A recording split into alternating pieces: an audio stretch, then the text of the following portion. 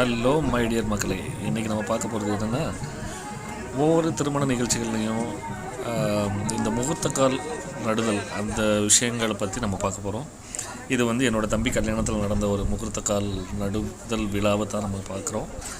So இந்த முகூர்த்தக்கால் ஏன் நடுறாங்கன்னா, இந்த முகூர்த்தக்கால் நடும்போது அதில் நெல் மணிகளையும் அப்புறம் பால் அதெல்லாம் கலந்து கடவுளை வேண்டிக்கிட்டு ஊற்றுவாங்க.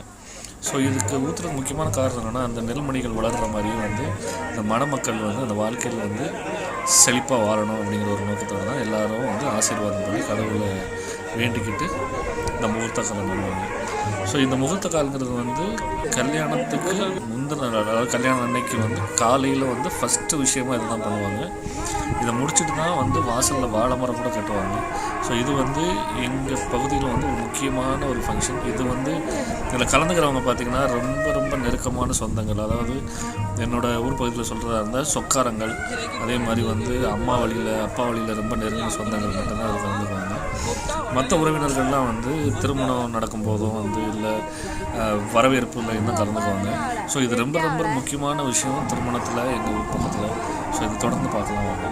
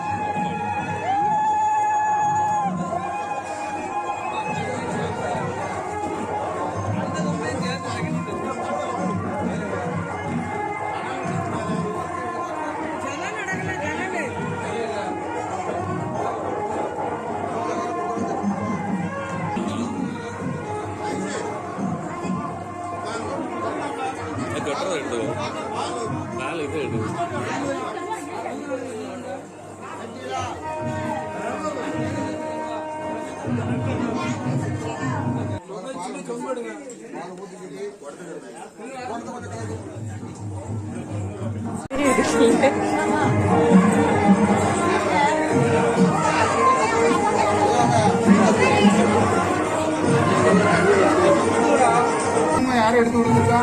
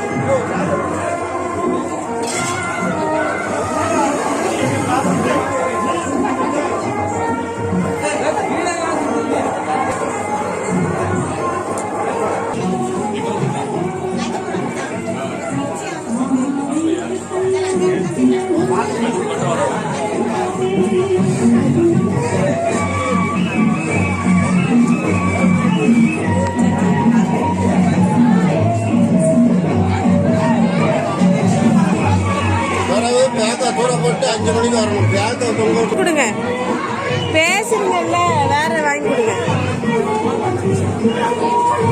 எல்லாத்தையும் அடிச்சா அப்படி பாருங்க, பாரு வீடியோ போட போறேன். அன்னைக்கு பாத்தீங்களா, அதுல போட போறேன். அப்படியா போட்டு விட போறேன்.